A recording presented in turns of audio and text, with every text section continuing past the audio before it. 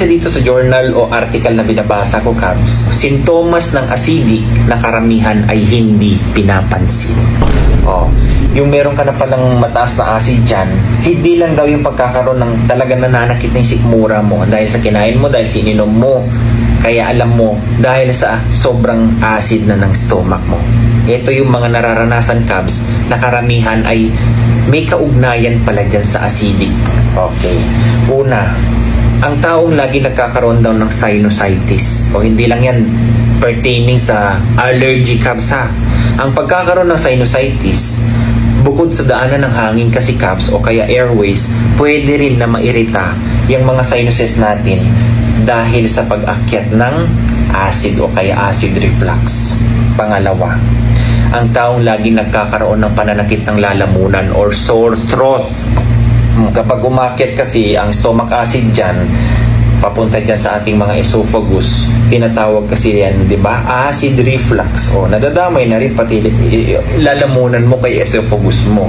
Kaya nagkakaroon ka lagi ng sore throat. Pangatlo, kapag ang tao, yung pagbabago ng panlasa, pansinin nyo kapag kayo dumidighay, bakit biglang parang ang pait o kaya ang asin dyan sa bibig mo? Hindi ba? Sobra ka sa acid, Cubs. Pang-apat, kapag ang tao daw lagi nakakaranas na parang may nakabara dyan sa lalamunan, hindi po mucus, ha. Yung panararamdaman mo parang kang sinasakal, parang ang sakit-sakit dito sa lalamunan mo. Minsan naisip ng ibang tao daw, according to their theory, na baka may problema sa thyroid, mga ganyan-ganyan. May kinalaman ng acid daw dyan, Cubs. Okay? So maraming hindi nakakaalam dyan. Sunod, maraming nakakaranas na ito na hindi nila alam, acid palang problema. Yung tao daw lagi nagkakaroon ng bloating, o yung ikaw lagi kang kumakain ng hangin. Dapat ang hangin, hinihinga at hindi po yan nilulunok. Hindi ba?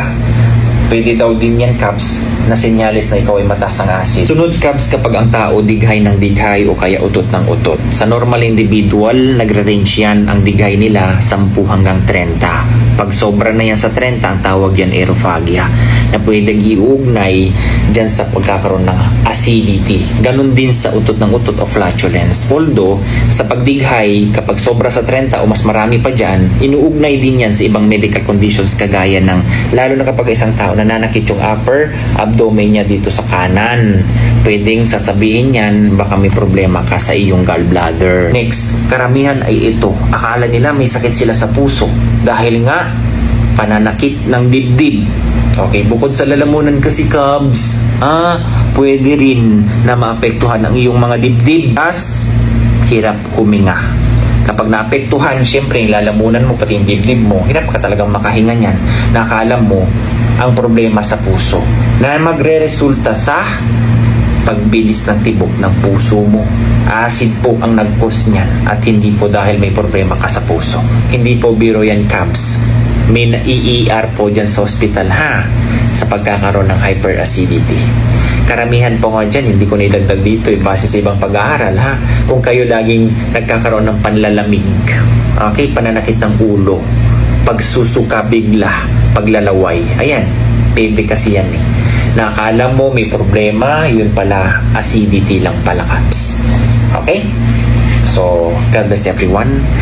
Sana kung ikaw may naramdaman kang ganyan, alam mo nang balansehin. Ang sabi nila dito sa journal, ang pinaka-importante is the ingestion of proper food kapag ikaw meron kang hyperacidity para hindi matrigger. God bless everyone. Bye-bye.